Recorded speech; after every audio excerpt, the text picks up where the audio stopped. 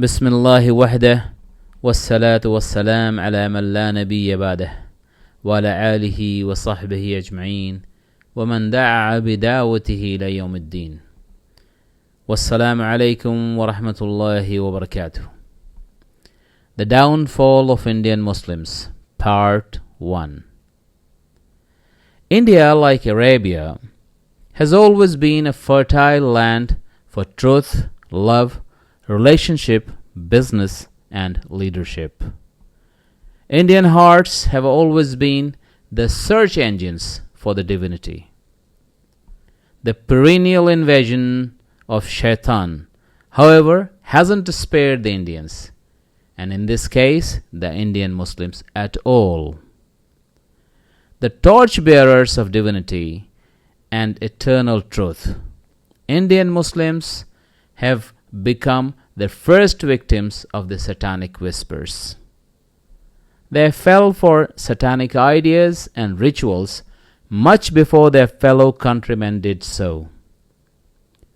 The moment they lost faith in Quran as their ultimate savior and the only book of guidance for the success of both the worlds, the distraction and disintegration began, silently but effectively devouring every young and old, men and women, all across the Muslim community of India.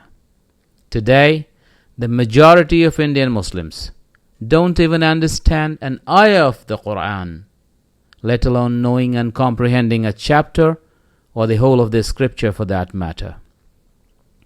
The biggest deception began when shayateen camouflaged themselves into the saviors of Islam and started taking control of masajid and madaris, not only as the managing controllers, but also as scholars, imams, and teachers.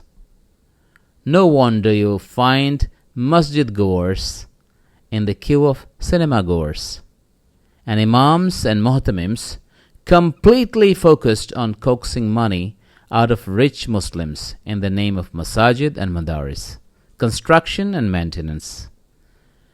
Blinded by the worldly desires and an insatiable hunger for money and corporeal pleasure, the Indian Muslim community members are as deviant as any other human, untouched by the divine guidance and wisdom of Rasul Muhammad sallallahu alaihi wasallam and his companions.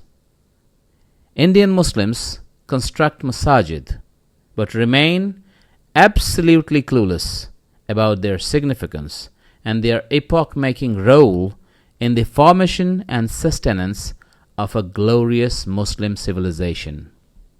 Imagine carving out pan and cola shops in the outer walls of the masajid and letting them out to music-loving shopkeepers who attract street vandals and loafers from around the area in the name of meeting the running cost of masajid by the rents paid by such un-Islamic shops. On the other hand, there is no discussion of Quran in Indian Muslim households, simply because such a discussion has been termed either as outdated or as extremist. Finding their pride in convent education, mushrik culture, and a mad race for becoming rich and famous has added significantly to the degeneracy of this community over the last century. The Spanish trajectory can best define the path being followed by the Indian Muslims of our age and time.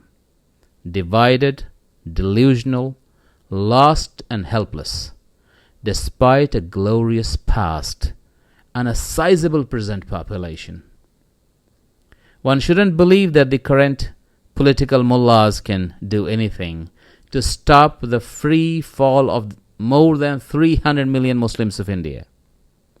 In fact, these chicken-hearted mullahs are the biggest catalyst in speeding up the moral decay of the community, which would otherwise be leading the world in more than many ways.